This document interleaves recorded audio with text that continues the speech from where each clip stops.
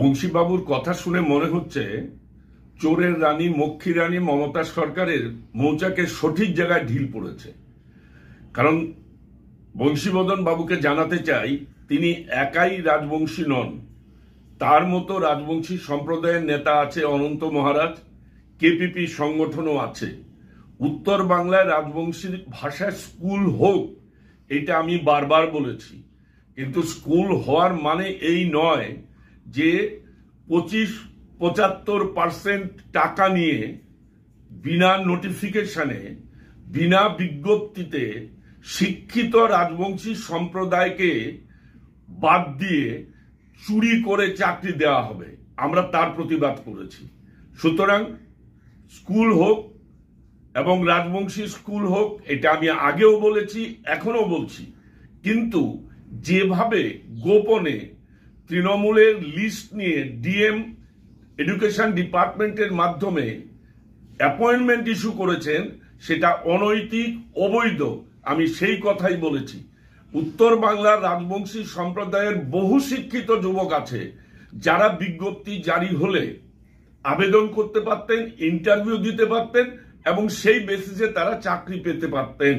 এবং আমি এটা এখনো বলছি, আবারও বলবো, সমস্ত উত্তর বাংলার রাজবংশী সম্প্রদায়ের শিক্ষিত জাগ্রত গণচেতনাকে বলছি, এ ধরনের চৌর্যবৃত্তির বিরুদ্ধে আপনারা রুখে দাঁড়ান।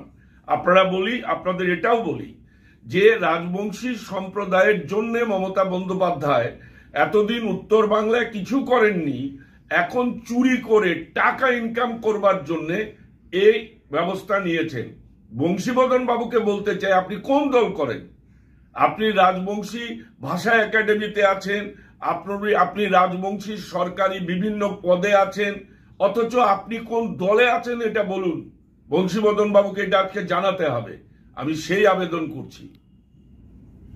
25-75% টাকা নিয়ে বিনা নোটিফিকেশনে বিনা বিজ্ঞপ্তিতে শিক্ষিত রাজবংশী সম্প্রদায়কে বাদ দিয়ে চুরি করে চাকরি দেওয়া হবে। আমরা তার প্রতিবাদ করেছি।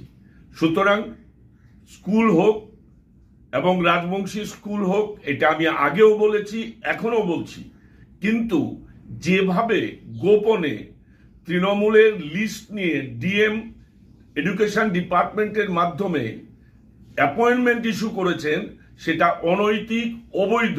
আমি সেই কথাই বলেছি।